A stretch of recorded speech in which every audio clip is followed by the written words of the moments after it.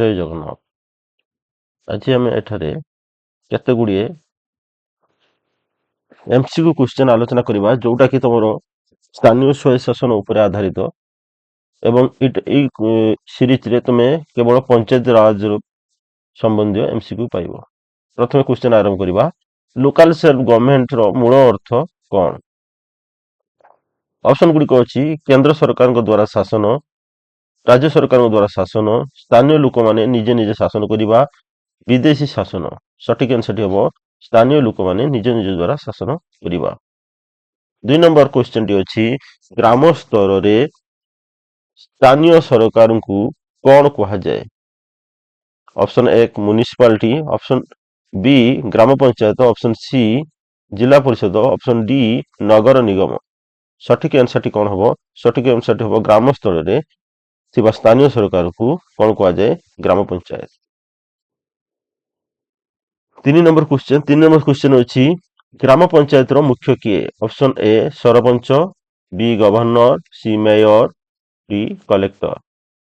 ତ ସଠିକ ଆନ୍ସରଟି ହେବ ସରପଞ୍ଚ।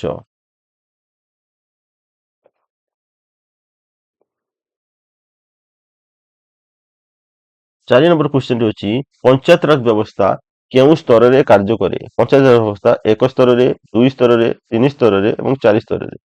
ଏହାର ସଠିକ ଆନ୍ସରଟି ହେବ ପଞ୍ଚାୟତ ରାଜ ବ୍ୟବସ୍ଥା 3 ସ୍ତରରେ କାମ କରେ। ଗୋଟେ ହେଉଛି ଗ୍ରାମ ସ୍ତରରେ ଗ୍ରାମ ପଞ୍ଚାୟତ, ବ୍ଲକ ସ୍ତରରେ ପଞ୍ଚାୟତ ସମିତି ଏବଂ ଜିଲ୍ଲା ସ୍ତରରେ ତମର ଜିଲ୍ଲା ପରିଷଦ। ତେଣୁକରି ଏକୁ 30 ସ୍ତରୀୟ ବ୍ୟବସ୍ଥା ମଧ୍ୟ କୁହାଯାଏ। ଗ୍ରାମ ସଭା କାହାକୁ କୁହାଯାଏ? ପଞ୍ଚମାନଙ୍କର ସଭା, ସରପଞ୍ଚଙ୍କ ସଭା, ଗ୍ରାମର ସମସ୍ତ ବୟସ୍କ ନାଗରିକ ଯିଏକି 18 ବର୍ଷରୁ ଅଧିକ ହୋଇଥାନ୍ତି ଏବଂ କର୍ମଚାରୀମାନଙ୍କ ଦ୍ୱାରା। ତାର ସଠିକ ଆନ୍ସରଟି ହେବ ଗ୍ରାମର ସମସ୍ତ ବୟସ୍କ ନାଗରିକ। ୟା ପରେ ଆମେ ଦେଖିବା ପଞ୍ଚାୟତ ରାଜ ବ୍ୟବସ୍ଥାର ମଧ୍ୟମ ସ୍ତରଟି କ'ଣ? ଅପସନ ଏ ଗ୍ରାମ ପଞ୍ଚାୟତ, ଅପସନ ବି ପଞ୍ଚାୟତ ସମିତି, ଅପସନ ସି ଜିଲ୍ଲା ପରିଷଦ, ଅପସନ ଡି ନଗର ପଞ୍ଚାୟତ। ତ ଗ୍ରାମ ପଞ୍ଚାୟତ ହେଉଛି ନିମ୍ନ ସ୍ତର ଏବଂ ପଞ୍ଚାୟତ ସମିତି ହେଉଛି ମଧ୍ୟମ ସ୍ତର, ଆଉ ଏଇଟା ହେଲା କୋଉଟା ତମର ଜିଲ୍ଲା ପରିଷଦ ଉଚ୍ଚ ସ୍ତର। ତେଣୁ ସଠିକ ଆନ୍ସରଟି ହେବ ପଞ୍ଚାୟତ ସମିତି। ଲୋକାଲ ସେଲ୍ଫ ଗଭର୍ଣ୍ଣମେଣ୍ଟ ର ଗୁରୁତ୍ୱ କ'ଣ? ସ୍ଥାନୀୟ ସ୍ୱୟ ଶାସନ ଗୁରୁତ୍ୱ କ'ଣ? ନା ଲୋକତନ୍ତ୍ରକୁ ଶକ୍ତିଶାଳୀ କରେ, ଲୋକଙ୍କୁ ଶାସନରେ ଅଂଶଗ୍ରହଣର ସୁଯୋଗ ଦିଏ, ସ୍ଥାନୀୟ ସମସ୍ୟାର ସମାଧାନ କରେ, ଉପରୋକ୍ତଟି ସମସ୍ତ। ତ ୟାର ସଠିକ ଆନ୍ସରଟି ହେବ ଇଏ ସମସ୍ତ, କାରଣ ଇଏ ଲୋକତନ୍ତ୍ରକୁ ଶକ୍ତିଶାଳୀ କରେ, ଲୋକ ଶାସନରେ ଅଂଶଗ୍ରହଣ କରିବାର ସୁଯୋଗ ଦିଏ, ଲୋକଙ୍କୁ ଶାସନରେ ଅଂଶଗ୍ରହଣ ସୁଯୋଗ ଦିଏ, ସ୍ଥାନୀୟ ସମସ୍ୟାର ସମାଧାନ କରେ। ତେଣୁକରି ଏହାର ଅପସନ 4 ଠିକ ଆନ୍ସର ହେବ। ଗ୍ରାମ ପଞ୍ଚାୟତର ମୁଖ୍ୟ କାର୍ଯ୍ୟ କ'ଣ? ସଡ଼କ, ପାନୀୟ ଜଳ ବ୍ୟବସ୍ଥା କରିବା, ସ୍ୱଚ୍ଛତା ରକ୍ଷା କରିବା, ଗ୍ରାମର ଉନ୍ନତି କରିବା, ଉପରୋକ୍ତ ସମସ୍ତ। ୟାର ସଠିକ ଆନ୍ସର ହେବ ଉପରୋକ୍ତ ସମସ୍ତ। ଜିଲ୍ଲା ପରିଷଦ କେଉଁ ସ୍ତରରେ? ଗ୍ରାମ ସ୍ତରରେ, ମୁଁ କହିଛି ଗ୍ରାମ ସ୍ତରରେ ଗ୍ରାମ ପଞ୍ଚାୟତ, ତାପରେ ବ୍ଲକ ସ୍ତରରେ, ଜିଲ୍ଲା ସ୍ତରରେ, ରାଜ୍ୟ ସ୍ତରରେ। ଗ୍ରାମ ସ୍ତରରେ ଗ୍ରାମ ପଞ୍ଚାୟତ, ବ୍ଲକ ସ୍ତରରେ ପଞ୍ଚାୟତ ସମିତି, ଜିଲ୍ଲା ସ୍ତରରେ ଜିଲ୍ଲା ପରିଷଦ, ରାଜ୍ୟ ସ୍ତରରେ ରାଜ୍ୟ ସରକାର ଅଛନ୍ତି। ତେଣୁକରି ଜିଲ୍ଲା ପରିଷଦ ଅପସନ ସି ଡି ଠିକ ହବ, କରେକ୍ଟ ଆନ୍ସର ହବ। ତାପରେ ଦେଖିବା ପଞ୍ଚାୟତ ରାଜ ଶବ୍ଦଟି କେଉଁ ଭାଷାରେ ଆସିଛି? ଇଂଲିଶ, ପର୍ସିଆନ, ସାଂସ୍କ୍ରିଟ ବା ହିନ୍ଦୀ ଏବଂ ଲାଟିନ। ପଞ୍ଚାୟତ ରାଜ ଶବ୍ଦଟି କୋଉ ଭାଷାରେ ଆସିଛି? ନା ସାଂସ୍କ୍ରିଟ ବା ହିନ୍ଦୀ ଭାଷାରେ ଆସିଛି। ତାପରେ ଦେଖିବା ଗ୍ରାମ ପଞ୍ଚାୟତର ସଦସ୍ୟମାନେ କିପରି ଚୟନ ହୁଅନ୍ତି? ଗ୍ରାମ ପଞ୍ଚାୟତ ସଦସ୍ୟମାନେ ନିଯୁକ୍ତି ଦ୍ୱାରା, ନାମାଙ୍କନ ଦ୍ୱାରା, ନିର୍ବାଚନ ଦ୍ୱାରା, ଉତ୍ତରାଧିକାରୀ ଦ୍ୱାରା। ତାର ସଠିକ ଆନ୍ସରଟି ହେବ ନିର୍ବାଚନ ଦ୍ୱାରା। ଲୋକାଲ ସେଲ୍ଫ ଗଭର୍ଣ୍ଣମେଣ୍ଟ ବା ସ୍ଥାନୀୟ ସ୍ୱୟ ଶାସନର ମୂଳ ଉଦ୍ଦେଶ୍ୟ କ'ଣ? କେନ୍ଦ୍ରୀକରଣ, ଅଧିକାର କମାଇବା, ବିକେନ୍ଦ୍ରୀକରଣ, ସେନାର ଶାସନ। ୟାର ସଠିକ ଆନ୍ସରଟି କ'ଣ ହବ? ନା ବିକେନ୍ଦ୍ରୀକରଣ, ଡିସେଣ୍ଟ୍ରାଲାଇଜେସନ, ଅର୍ଥାତ କେନ୍ଦ୍ର ସରକାର ବା ରାଜ୍ୟ ସରକାରଙ୍କ କାର୍ଯ୍ୟକୁ କୋହଳ କରିବା ବା କିଛି ଅଂଶ କାର୍ଯ୍ୟକୁ ଏମାନେ କରିଥାନ୍ତି। ତେଣୁ ଡିସେଣ୍ଟ୍ରାଲାଇଜେସନ ହବ। ତାପରେ ନେକ୍ସଟ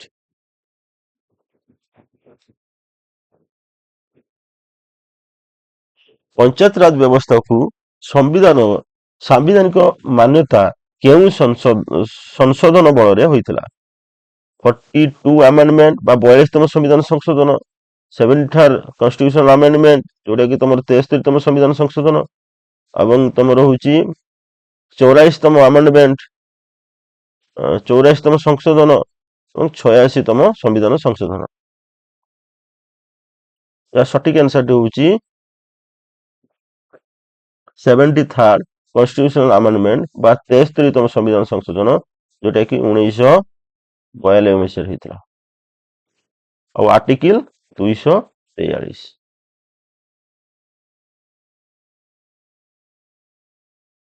ଗ୍ରାମ ସଭାର ମୁଖ୍ୟ ଶକ୍ତି କଣ? ଗ୍ରାମ ସଭାର ମୁଖ୍ୟ ଶକ୍ତି କଣ? କର ଆଦାୟ, ଗ୍ରାମ ପଞ୍ଚାୟତ ଉପରେ ନିୟନ୍ତ୍ରଣ, ଅଦାଲତ ଚଳାଇବା, ପୁଲିସ କାର୍ଯ୍ୟ କରିବା। ତାର ମୁଖ୍ୟ ଶକ୍ତିଟି ହଉଛି ଗ୍ରାମ ପଞ୍ଚାୟତ ଉପରେ ନିୟନ୍ତ୍ରଣ। ପଞ୍ଚାୟତ ରାଜର ସର୍ବୋଚ୍ଚ ସ୍ତର କଣ? ପଞ୍ଚାୟତ ରାଜ ସର୍ବସ୍ତର ଗ୍ରାମ ପଞ୍ଚାୟତ, ପଞ୍ଚାୟତ ସମିତି, ଜିଲ୍ଲା ପରିଷଦ, ନଗରପାଳିକା। ତାର ସଠିକ ଆନ୍ସରଟି ହବ ପଞ୍ଚାୟତ ରାଜର ସର୍ବୋଚ୍ଚ ସଂସ୍ଥାର ନାମ ହଉଛି ଜିଲ୍ଲା ପରିଷଦ। ଲୋକାଲ ସେଲ୍ଫ ଗଭର୍ଣ୍ଣମେଣ୍ଟ ଲୋକତନ୍ତ୍ରର କେଉଁ ରୂପକୁ ଶକ୍ତିଶାଳୀ କରେ? ତ ଅପସନ ଗୁଡିକ ଅଛି କଣ? ଡାଇରେକ୍ଟ ଡେମୋକ୍ରେସି ପ୍ରତ୍ୟକ୍ଷ ଗଣତନ୍ତ୍ର, ଗ୍ରାସ ରୁଟ ଡେମୋକ୍ରେସି ତୃଣମୂଳ ସ୍ତର ଗଣତନ୍ତ୍ର, ମିଲିଟାରୀ ଡେମୋକ୍ରେସି ସାମରିକ ଗଣତନ୍ତ୍ର ଏବଂ ମୋନାର୍ଚି ରାଜତନ୍ତ୍ର।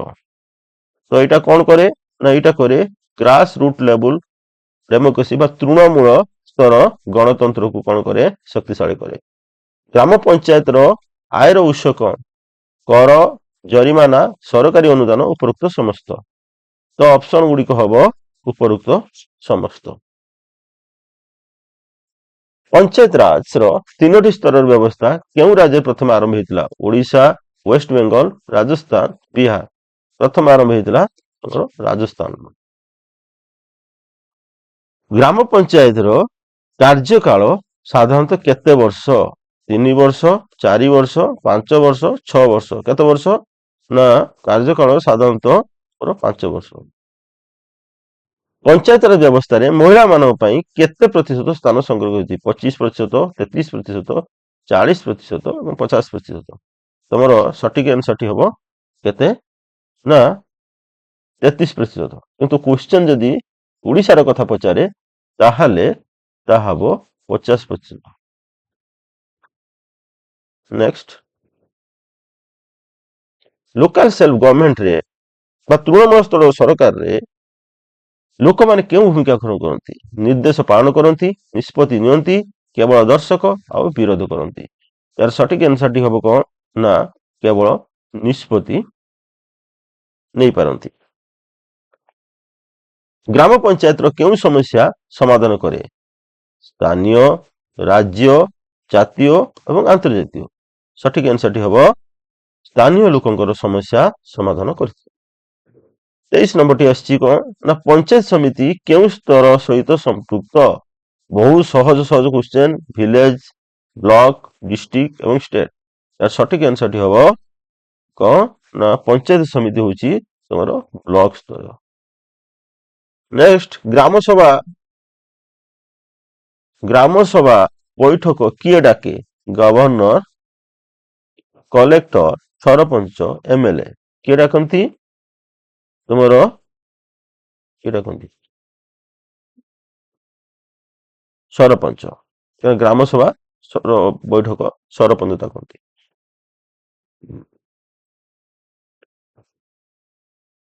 ଲୋକାଲ ସେଲ୍ଫ ଗଭର୍ଣ୍ଣମେଣ୍ଟର ଲାଭ କଣ? ଦୁର୍ନୀତି ବୃଦ୍ଧି କରିବା, ଲୋକେ ଅବହେଳା ହେବା, ଜନସହଭାଗ, କେନ୍ଦ୍ରୀକରଣ। ତ ସଠିକ ଆନ୍ସରଟି ହବ ଜନସଭାଗ, ମାନେ ଜନସାଧାରଣ ମାନେ ଅଂଶଗ୍ରହଣ କରିପାରିବେ, କରିବାର ସୁଯୋଗ ପାଆନ୍ତି। ଜିଲ୍ଲା ପରିଷଦର ମୁଖ୍ୟ କିଏ? Sarpanch, mayor, president, governor. ସଠିକ ଆନ୍ସରଟି ହବ ଏହାର ପ୍ରେସିଡେଣ୍ଟ ବା ଚେୟାରପର୍ସନ ବା ତମେ ଅଧ୍ୟକ୍ଷ ଯାହା କହିପାର। ପଞ୍ଚାୟତ ରାଜ ଲୋକଙ୍କୁ କଣ ଶିକ୍ଷା ଦିଏ? ଆଜ୍ଞା ପାଳନ କରିବା, ନାଗରିକତ୍ୱ ଦାୟିତ୍ୱ, ସେନା ପ୍ରଶିକ୍ଷଣ, ବାଣିଜ୍ୟ। ପଞ୍ଚାୟତରାଜ କଣ ଇଏ କରେ ନା ନାଗରିକ ଦାୟିତ୍ୱ। ଠିକ ଅଛି। ଗ୍ରାମ ପଞ୍ଚାୟତରେ କେଉଁ କାମ ହୁଏ ନାହିଁ? ରାସ୍ତା ନିର୍ମାଣ, ପାନୀୟ ଜଳ, ବିଦେଶ ନୀତି, ସ୍ୱଚ୍ଛତା। ବିଦେଶ ନୀତିଟା ହୁଏ ନାହିଁ କାରଣ ଏଇଟା କେନ୍ଦ୍ର ସରକାର ହାତରେ ଅଛି। ଲୋକାଲ ସେଲ୍ଫ ଗଭର୍ଣ୍ଣମେଣ୍ଟର ଆଧାର କଣ? ସ୍ଥାନୀୟ ସ୍ୱୟ ଶାସନ ଆଧାର କଣ? ସେଣ୍ଟ୍ରାଲାଇଜେସନ, ଡେମୋକ୍ରେସି, ଡିକ୍ଟରସିପ୍, କଲୋନିଆଲିଜିମ୍। ସେଣ୍ଟ୍ରାଲାଇଜେସନ ମାନେ କେନ୍ଦ୍ରୀକରଣ କରିବା, ଡେମୋକ୍ରେସି ଅର୍ଥ ଗଣତନ୍ତ୍ର, ଡିକ୍ଟରସିପ୍ ଅର୍ଥ ଏକଛତ୍ରବାଦ ଏବଂ ଏଟା ଉପନିବେଶବାଦ। ତେଣୁକରି ୟା ସଠିକ ଆନ୍ସରଟି କଣ ହବ? ନା ସଠିକ ଆନ୍ସରଟି ଅପସନ ବି ଡେମୋକ୍ରେସି। ଗଣତନ୍ତ୍ରର ଆଧାର ହେଉଛି ତୃଣମୂଳ ସ୍ତର ସରକାର ବା ଲୋକାଲ ସେଲ୍ଫ ଗଭର୍ଣ୍ଣମେଣ୍ଟ। ପଞ୍ଚାୟତ ରାଜର ମୂଳ ଲକ୍ଷ୍ୟ କଣ? ପଞ୍ଚାୟତ ରାଜର ମୂଳ ଲକ୍ଷ୍ୟ କଣ? ଶକ୍ତି ସଂରକ୍ଷଣ, ଗ୍ରାମ ଉନ୍ନତି, ସେନା ବୃଦ୍ଧି, କର ବୃଦ୍ଧି। ତାର ମୂଳ ଉଦ୍ଦେଶ୍ୟଟି କଣ? ନା ଗ୍ରାମର ଉନ୍ନତି। ଇଏ ଥିଲା ତମର 30 ଗୋଟି MCQ। ପ୍ରତ୍ୟେକ ଦିନ ଏହିପରି MCQ ଆସିବ ତମର CHC 2006 ପରୀକ୍ଷା ପର୍ଯ୍ୟନ୍ତ।